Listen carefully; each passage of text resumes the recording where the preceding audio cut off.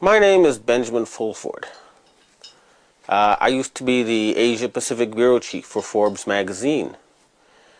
Then the Japanese security police informed me about a very nasty secret government that rules much of the West. Once I found out these people existed, I knew they had to be overthrown. An ancient secret society has offered to help. They have a membership of 6 million, including 1.8 million Asian gangsters. Their other members are highly intelligent individuals located throughout the highest levels of Asian society in Japan, China, Vietnam, and of course in all the Asian communities worldwide. They have united because they were able to show and confirm that SARS was a bioweapon aimed at killing Asians. People do not like being killed. And therefore, a fundamental change has happened in the world, which has still not made it to the surface in the corporate news. But in the intelligence world, people know that things will never be the same again. My involvement with the secret government started this spring when I interviewed former finance minister Heizo Takenaka. Dragon's Den.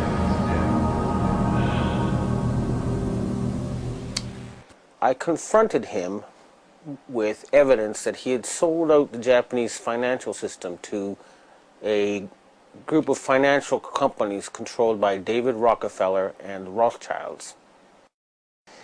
The very next day, I got an email from someone who said he was introduced by Mr. Takenaka and he wanted to meet somebody. The person I met gave me this Freemason badge, and he said to me that he was a professional assassin and that I could either stop exposing people, or no, he said I could either continue exposing people and die at the age of 46, or I could become basically finance minister of Japan. Now I have all this proof on tape and video. This is apparently what happens to a lot of people on this planet. They get to a certain level and they're told either you join us or you die. And most of them join them, and that way they get the elite in their pocket. And that's the secret of their control. In my case, I would have probably had to do that too. Although, once I realized I had met an honest, genuine, high-level Freemason who told me there were 13 levels of Freemason above the 33rd degree, and that these people were God. There was no God, they were God. So I asked them about their plans to kill people, and they said, yes, there are too many people on the planet. We need to get rid of several billion. And war doesn't seem to work, so we're going to use disease and starvation. Now, I don't know about you, but I couldn't live with something like that. And my first thought was I'll have to pretend to join them and try to, throw them over from the inside. And I suspect a lot of the people inside those groups have the same feeling. They hate being there, but they're scared. But they'd love it if these guys were overthrown. So you got to remember, not everybody in the secret government is evil. In fact, I'd be willing to bet a majority actually want to do good things for the planet, but they're scared. In my case, the very next day after I got this threat and offer of a bribe from the ninja, well, the guy who described himself as a ninja, a Chinese secret society contacted me. It's actually an Asian secret society. It's not Chinese. It's Japanese, Korean, Vietnamese. It's all of Asia. And they offered me protection. And this is their booklet. One of them. This is the booklet of the other. Now, people who know will know this is real. They have 6 million members. More, actually. Including 1.8 million gangsters and a lot of very intellectual people. They can mobilize all public opinion in Asia. So, with their protection, I continued exposing David Rockefeller. And earlier this year, I issued an ultimatum on rents.com. The answer to the ultimatum was that the self-described assassin told me there would be an earthquake in Niigata Prefecture, Japan. And 2 days later, there were, on 2 consecutive days, earthquakes right on top of Japan's largest nuclear power plant. And I'll try to present this to people in the future. There was video taken of a ball of plasma in the atmosphere above Niigata on that day. So his answer was to hit a nuclear power plant with an earthquake machine and kill innocent people. Now you say, why on earth would I not then retaliate? Well, that would be playing into his strong hand, now wouldn't it? He controls a lot of violence, a lot of instruments of death. The people who are behind him, these Sabbatean sect of Satanists, would love to trigger World War III. And I'm not going to give them that excuse. So instead, the Chinese societies and the Asian countries, you may have noticed, have started dumping dollars, big time. And they've stopped going to G8 meetings in Davos. And you'll also notice that their submarines, Chinese submarines, have popped up right behind U.S.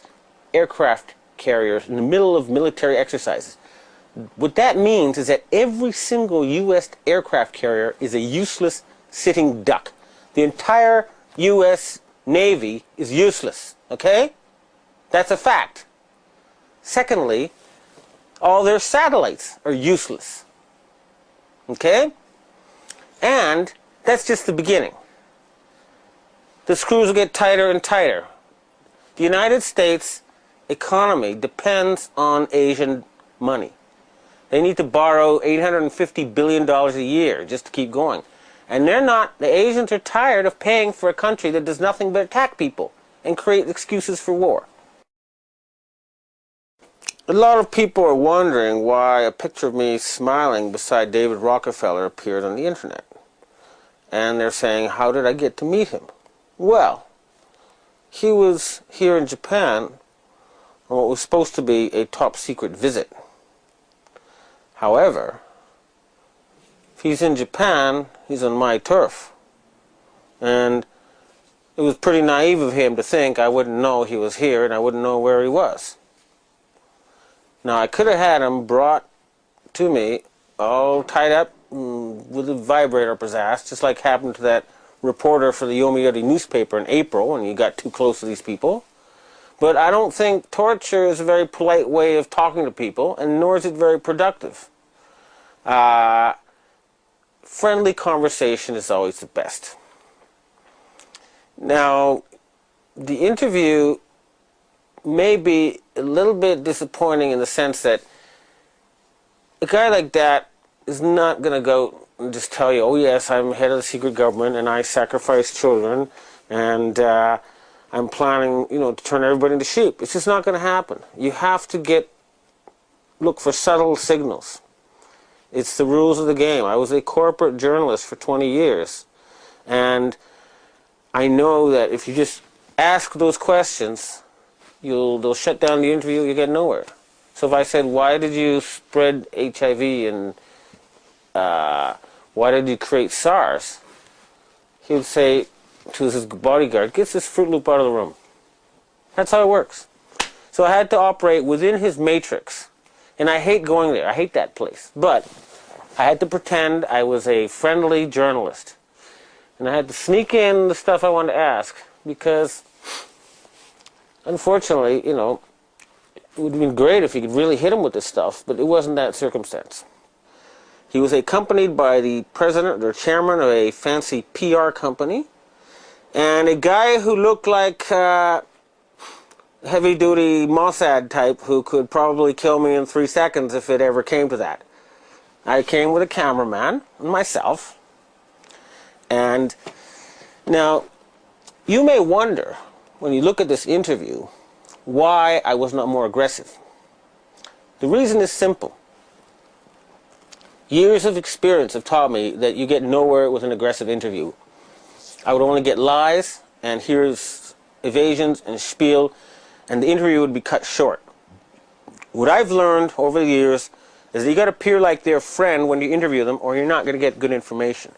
So I'm now going to show you the segments of this interview, and then I'm going to deconstruct them for you so that you can know what I think this man is really saying.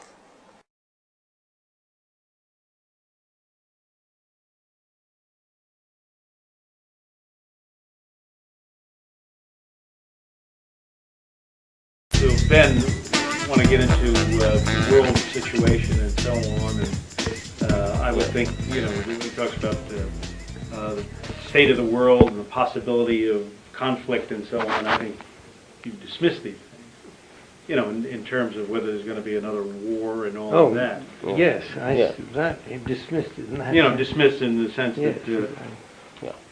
Okay. And if he asks you if you're running the world, I think you dismiss that as well. Sure, yeah. I think we can dismiss that before we start. Okay. Well, all right. So let me start though. I know that I've read quotes from you before, and I believe also from your memoirs, where you have said that you would like to see the formation of a world government. What sort of vision do you have for, you know, humanity to stop war and get its act together? So. Well, I'm afraid I have to start with what you recall. I don't recall that I have said, and I don't think I really feel, that we need a world government. We need governments of the world that work together and collaborate, but I can't imagine that there would be any likelihood, or even that it would be desirable, to have a single government elected by the people of the world. So I think whatever you heard was misrepresented my feelings. Okay. So the first question is, he says, I don't want a government of the world elected by the people of the world. Okay, that's the key little sort of wiggle thing there. He likes a secret government of the world, is my guess, not one actually elected by the people of the world. Okay? This is the key to understanding this. And he's denying the quote that everybody's heard of him that comes from his own memoirs. So that's his official face. I don't want a world government, but only if it's elected by the people. There's a quote if you go to Wikipedia and Google under David Rockefeller saying that. Now, what I've told you is my feeling. Well, you're the man.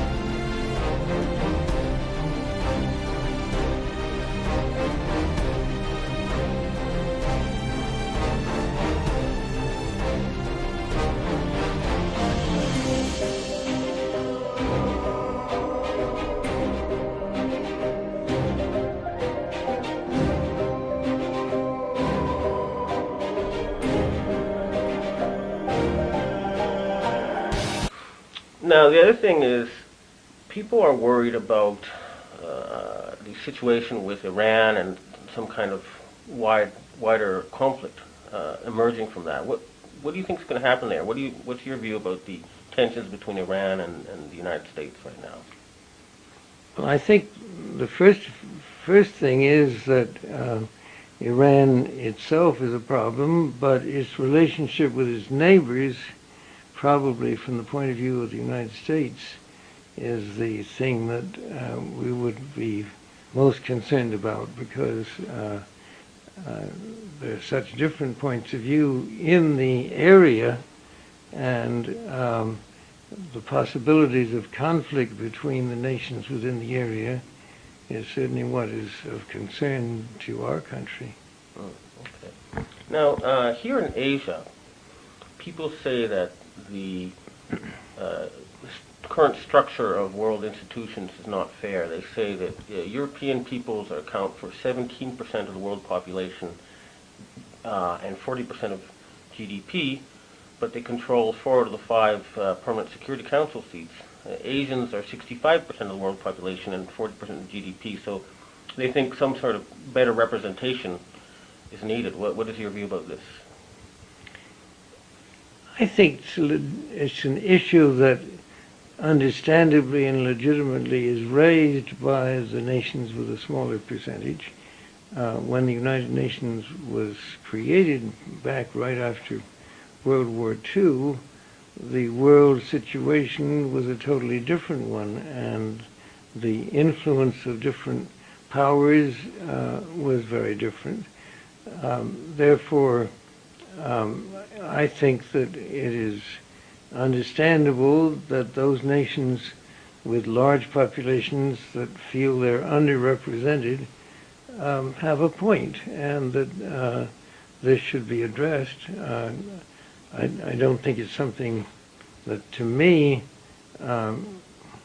is immediately a serious problem, but I do think that it's something that should be taken up in the United Nations, and that over time some redistribution of voting power within the United Nations structure seems likely and probably appropriate. Now, he's saying Iran is causing trouble with its neighbors, and I'm not aware of any such evidence, okay? It sounds to me like he's just trying to find an excuse to attack Iran. Now, on the United Nations thing, well, basically saying, you know, someday, but not now. And his whole attitude is like, it's really his decision, and it's not, okay? The Asians are tired of waiting. They're not going to wait another forever. Time has run out. This is what the Asian secret society is telling me, is that enough is enough. We live on the same planet. We both get rights to decide how it's run.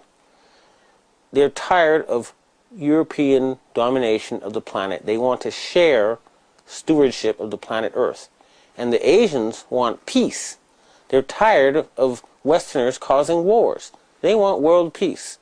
That's what they want. And they want a more fair world structure.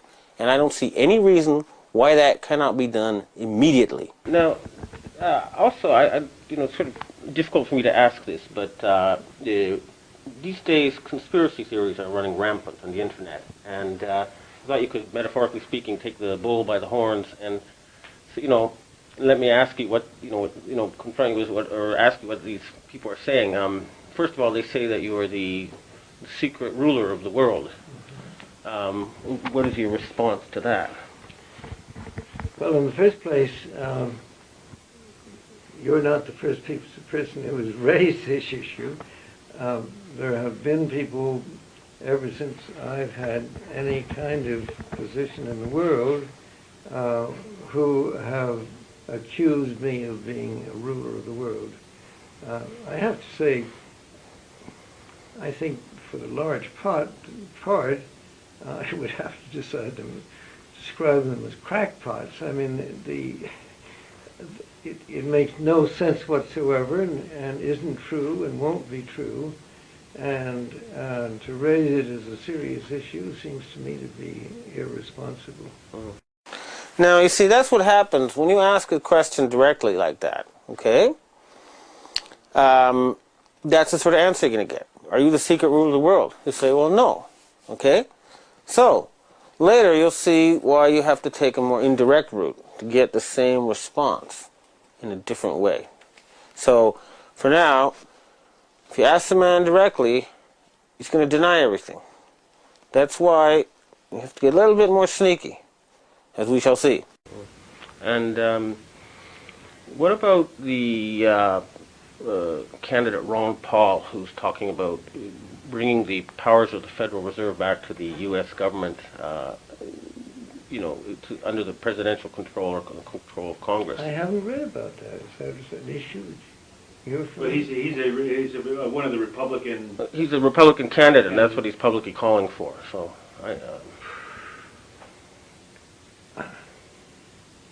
I would not look upon that as one of the great issues that needs to be addressed at this time. When you ask about Ron Paul, you got to look at his face and see, the look, right? It's like, what? And it's like, is this true? Like, why haven't you dealt with this? But it's clear that he's so far removed from what's happening that he doesn't even know that Ron Paul exists or is out to take the Fed back. That's how far above the clouds this man thinks he is, or is insulated by his coterie. The source of his power is under threat, and they don't even tell him.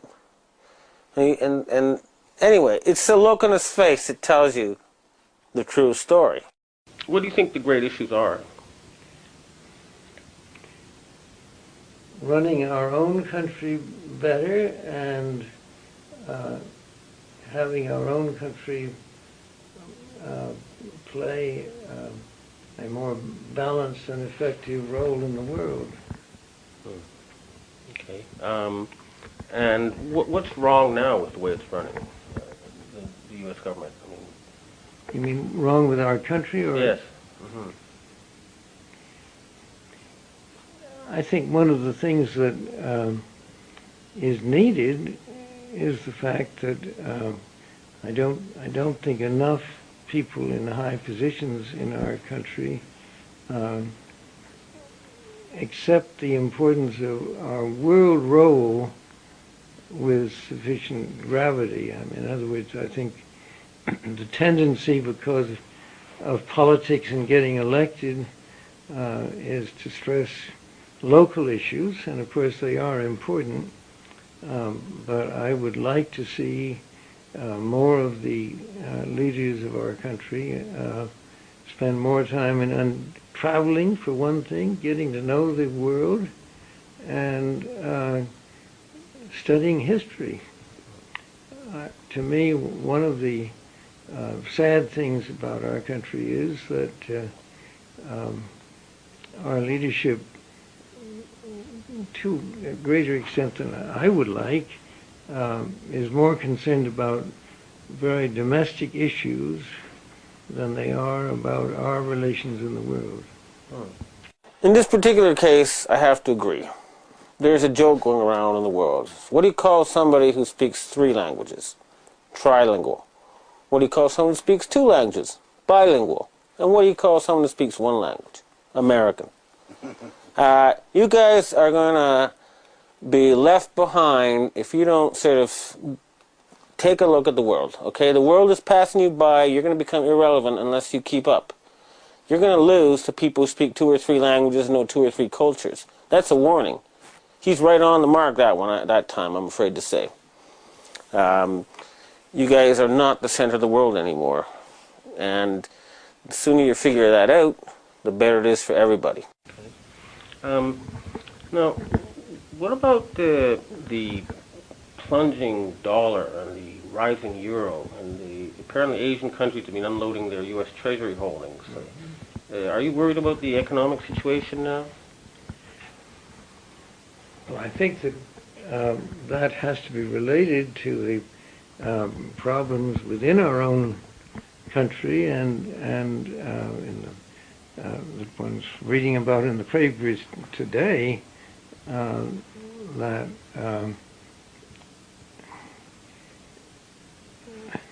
there's grave concern about what our role should be, how it should be handled, and how we should better manage our own domestic economy.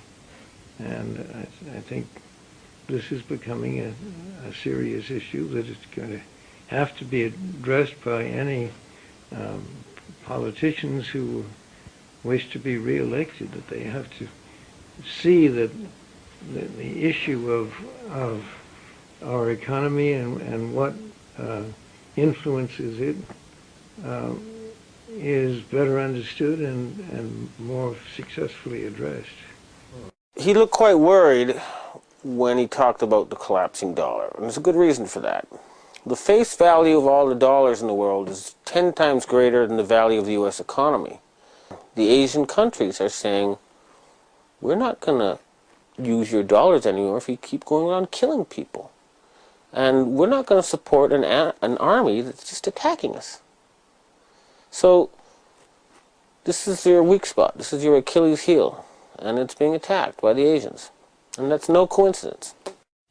Now, you'll be meeting the Emperor, is that correct? I'm looking forward to that. What will you be talking about?